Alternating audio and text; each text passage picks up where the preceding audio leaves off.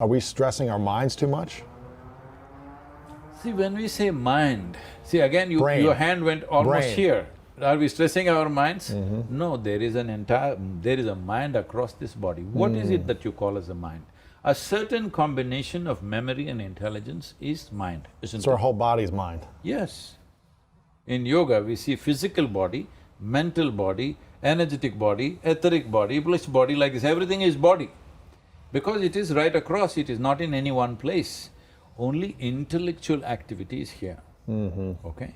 Right now, because modern societies, particularly Western societies, have become such slaves of their intellect, because of that, they think everything is here. Right. Intellect works only with the data that you have gathered. You cannot function beyond your data. That means you will remain so small, because even if you've read the libraries on this planet, what you know in terms of data is minuscule compared to what this cosmos is.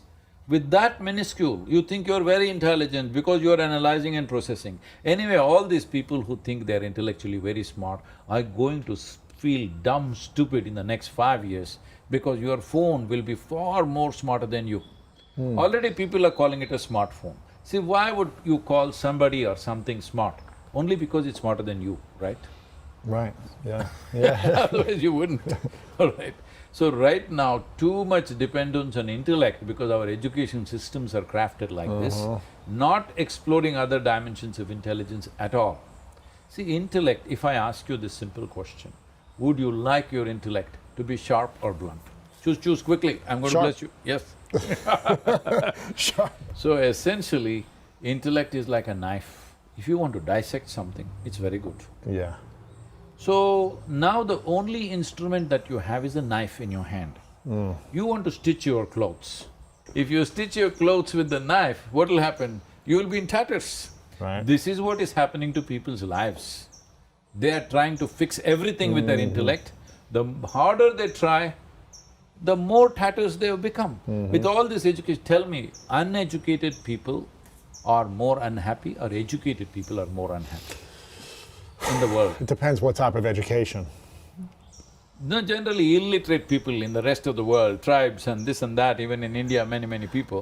Whenever I visit, I go to Guatemala almost every year, and I visit small villages, and the kids seem so happy. Yeah, Seem because so they didn't go to school like me.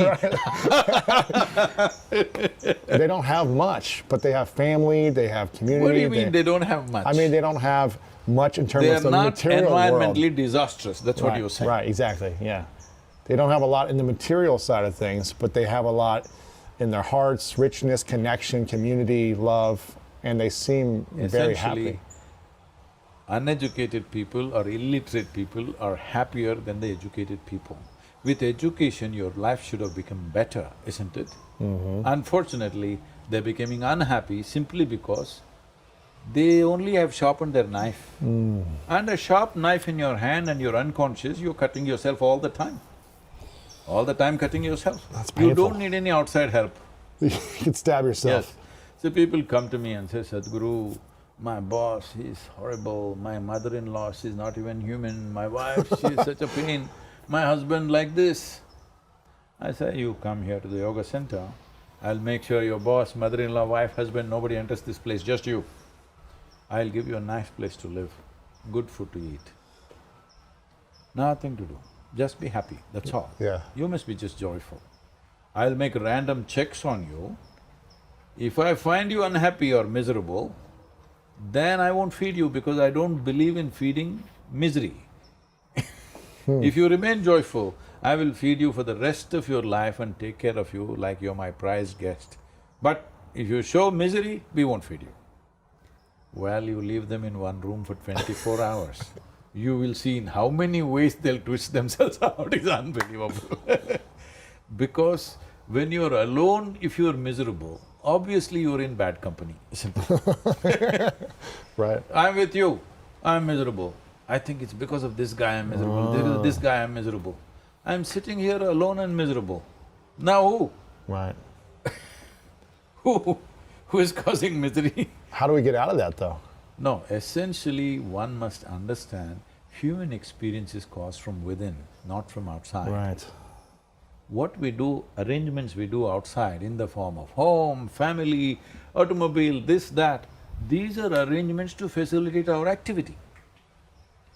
They are not going to make you happy or unhappy, but right now, the car sellers are telling you, only if this is joy, this car… I'm sorry, I'm not against any brand, I like the brand. They say this car is joy, somebody else says this car is love. Oh, all the best. This is power, this is… yeah. Power is okay, car has power. But where is love exuding from the engine or joy exuding from the engine, all right? Power, all right. But right now, if you… this is something I've been noticing, it's only in recent times, probably last 10, 15 years. If you look at any car I look at every advertisement, whether they're selling an automobile or a machine or a crane or an earth mover, because I'm interested in anything that works, not that I'm going to buy them. So when I look at it, car ads, nobody's telling you what's the engine, what's the transmission, what's the power, what's the torque, nothing. They're talking about the leather, they're talking about the wood paneling, they're talking about the stereo. Are you buying a sitting room?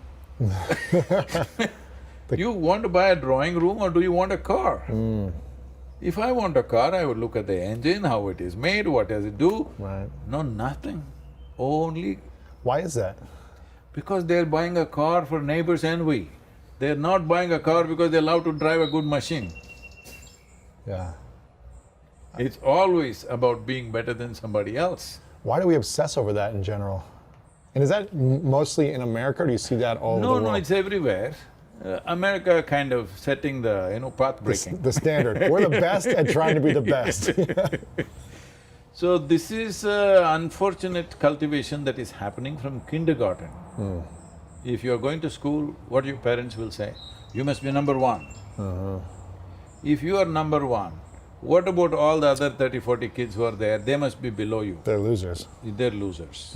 So your joy is only in other people failing. When your joy is about other people's misery, that's not joy, that is sickness.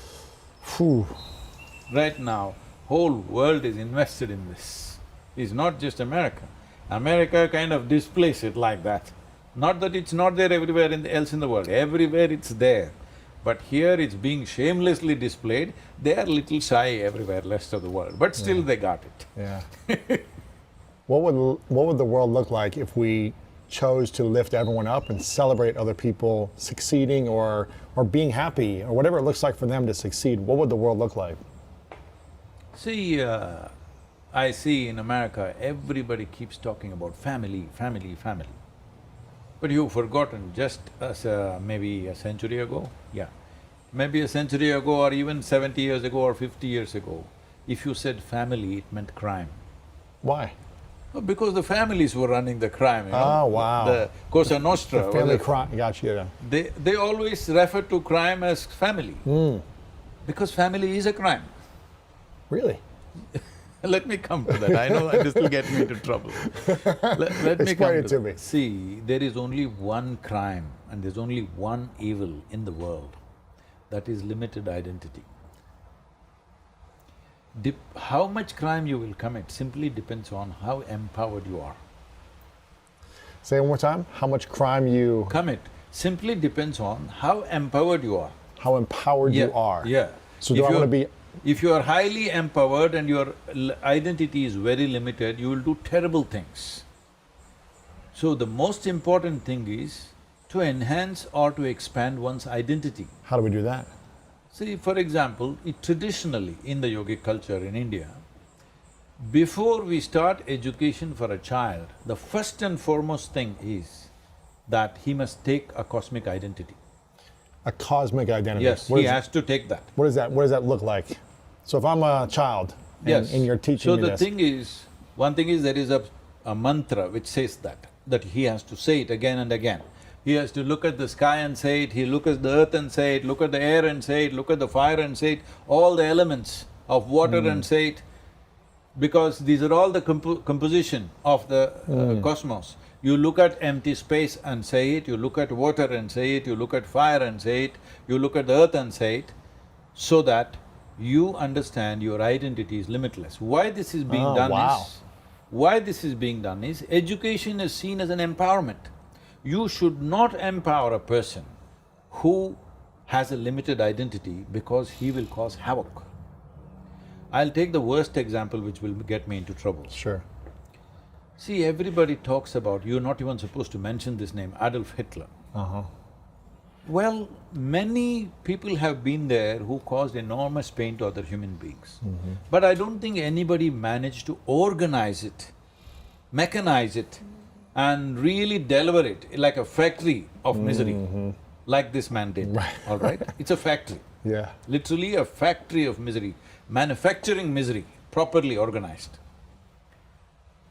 But do you think there aren't thousands or hundreds and thousands of people with the same mindset in the world? Absolutely. They are. Only thing is they're not empowered like him. Competence is the only thing that's lacking. Tyranny is there in people's mind.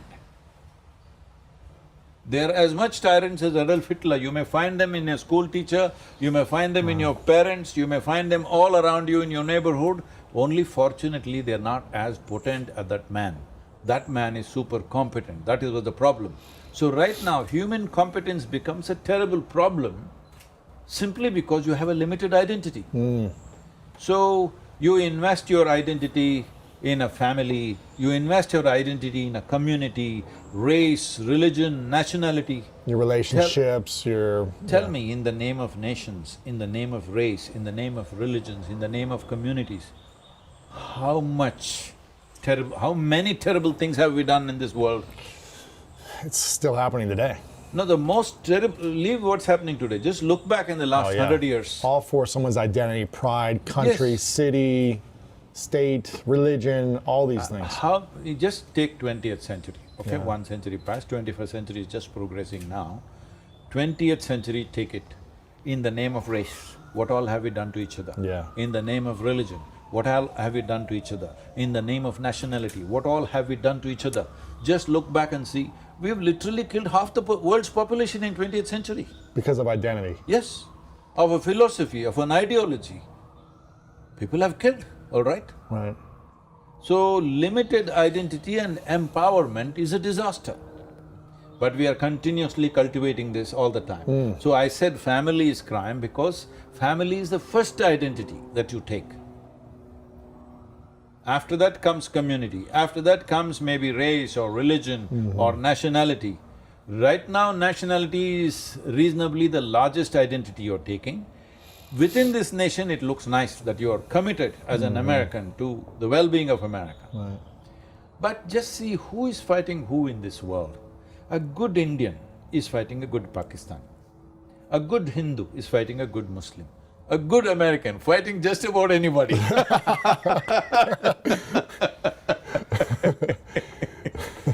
Because you never fought a war here, you go out and fight all over the world, all right? Well, you will find reasons as to why you fought that war and the heroic nature of it. I know people who lost their lives believing that they're doing the best thing in their life, yes. But I want you to know that man that you think is horrible, that terrorist, that miscreant, that militant or whatever you want to call him, that guy also, like a suicide bomber, see anybody, for every human being or even for an ant, its life is precious. You try to catch him, see, he'll do everything possible to save his life. So somebody to throw away their life like this, obviously what they believe in means much more than their life. Crazy. Right? Yeah. It's not crazy. See, if they do it your way, it's heroic. If they do it their way, it's crazy. I'm not trying to support terrorism or something, I'm just telling you, it's limited identity. Genocides have been committed because of limited identity. Nations have been raised down because of limited identity. Evil things we have done to each other on individual level simply because of limited identity. So this is what yoga means. Yoga means union. That means you consciously obliterated the boundaries of your individual nature and your experience of life expanded. Once you sit here and you experience everything around you as a part of yourself, after that you do not need any morality, you do not need any commandments, thou shalt not cut that tree, thou shalt not kill this man, thou shalt not rob this. This is meaningless to you when you have experienced something as a part of yourself. So, the entire system of yoga, when I say yoga, I mean yoga, all right? Not the yoga that's happening in Los Angeles studios. I have nothing against them, but I'm saying we've reduced it to Right. something just To build one an aspect. identity around. Yes. Yeah. Twisting and turning your body, it's good for you, you'll become flexible and maybe healthy, that's good for you. But I want you to understand, would you not wish that Adolf Hitler was a sick man instead of a healthy man? I would not wish that, yeah. I wish he was a healthy man. Huh? I would wish he was a healthy man. He was healthy, that's the problem I'm saying. You wish he was a sick man? Yeah, wouldn't you Oh, be you happy mean- if he got cancer at Oh, I see what you're saying. 25 I see what you're and he saying. wouldn't kill all these people, wouldn't set up this factory? Yeah, I wish they wouldn't have died. So I'm saying health becomes a curse, Really? competence becomes a curse, intelligence becomes a curse. Why?